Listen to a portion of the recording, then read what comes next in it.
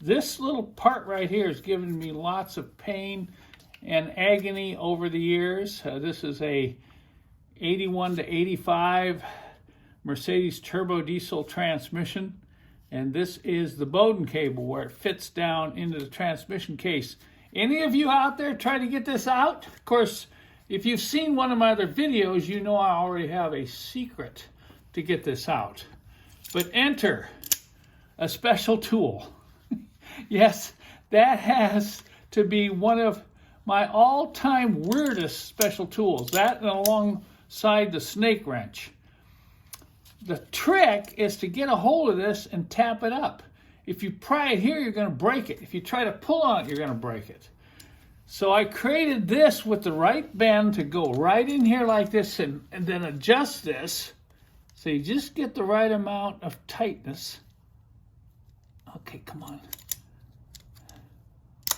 Okay. Then we're going to take a hammer and we're going to tap up on it. Wow, this one's really in there. You can see it's going to score it. What happens is the plastic tabs down in there get so hard with age.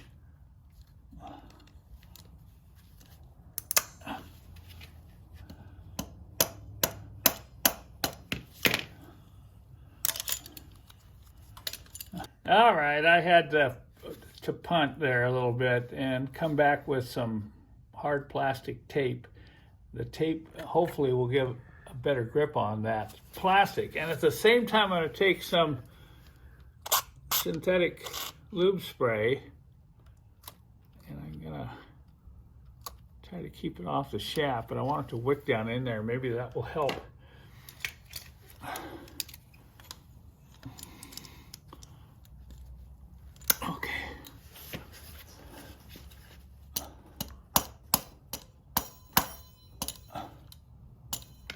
There we go. Now you see what holds it in there? It's these tabs, but look, these tabs aren't flexible anymore. A lot of times I see these cables with those tabs broken off because somebody's tried to pry this out or yank it out.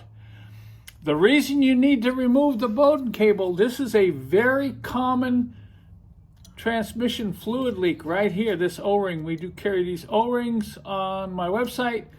Bowden cables are no longer made. I have one really nice one available, but if you're going to be doing this, I highly recommend you get this tool because you'll tear your hair out trying to get this out of the transmission.